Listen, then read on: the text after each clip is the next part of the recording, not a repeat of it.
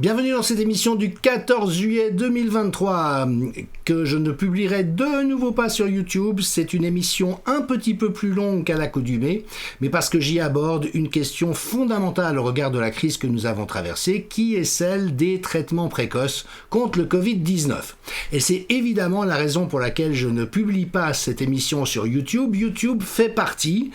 du complot international, cela a été attesté par la justice américaine récemment, c'est-à-dire une collusion entre un appareil d'État et des acteurs privés, les pharma d'un côté, les médias de grand chemin de l'autre et les plateformes du numérique comme YouTube pour censurer la vraie science au sujet d'un ensemble de sujets essentiels dont la question des traitements précoces. Et je rappelle évidemment que la condition pour pouvoir mettre sur le marché en urgence une injection génique expérimentale présentée comme un vaccin était qu'il n'y ait aucun remède précoce efficace contre le Covid-19. Et ceci explique-t-il cela ? Je ne prendrai évidemment pas le risque de chatouiller les oreilles des censeurs participant à cette opération criminelle sur ce réseau, mais je vous renvoie à l'émission qui figure sur mes autres canaux et dans laquelle je donne tous les éléments qu'il y a à connaître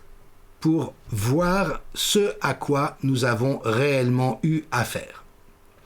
J'espère pouvoir reprendre le fil de mes diffusions sur YouTube à partir de la semaine prochaine. J'aborderai des questions importantes elles aussi, mais qui sont moins dans le collimateur des censeurs, étant donné qu'on va parler de santé publique, on va parler de dégâts collatéraux, mais nous n'allons ni parler d'une injection génique expérimentale présentée comme vous savez quoi, ni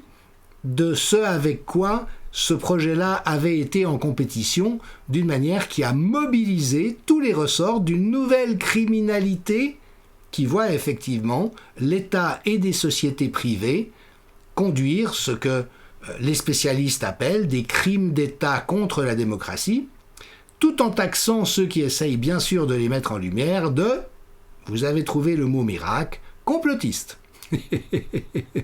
Maintenant, quand il y a réellement des complots, est-ce que le fait de les dénoncer revient à être complotiste ? C'est une question qu'on posera aussi dans les prochains épisodes. Bon week-end, à la semaine prochaine, et surtout, n'hésitez pas à aller visionner cette capsule et à la faire circuler très largement, parce que toutes les personnes qui ne sont pas au courant de ça vont, je crois, commencer à se poser des questions face à toute l'information sourcée, étayée, démontrée, vérifiable que j'apporte dans le cadre de cet épisode. À bientôt, merci.